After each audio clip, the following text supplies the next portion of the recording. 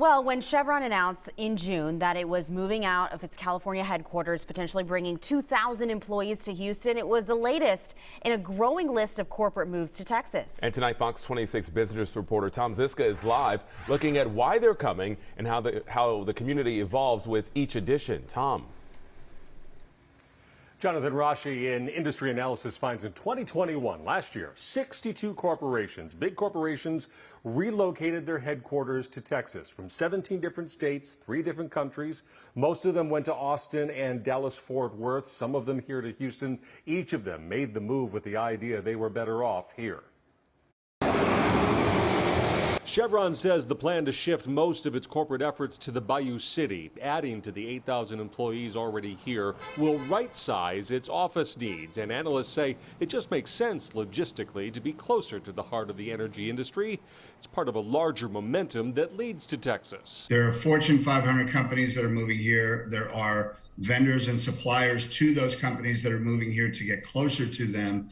And it's just, you have to be here. I mean, you have to have a presence in Texas. Ed Curtis consults with companies considering a move to Texas, and there are a lot of them. In April, Hewlett-Packard opened its new corporate headquarters in spring to take advantage of a growing technology presence, business-friendly climate, lower cost of living, and central location. The world is changing.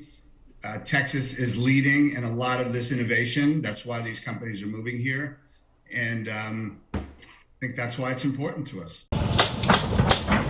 With those companies come new residents. In some communities, out-of-state homebuyers vastly outnumber established residents and add to the diversity for which Houston is known.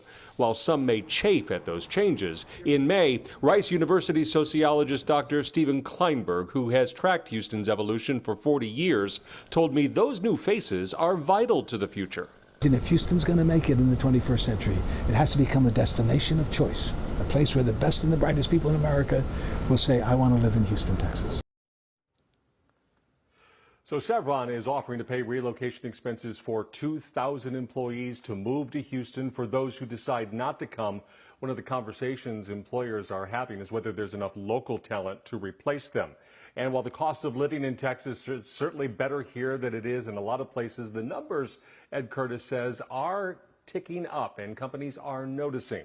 In the end, though, he thinks that there is still a lot of interest for more of those corporations to make Texas their home.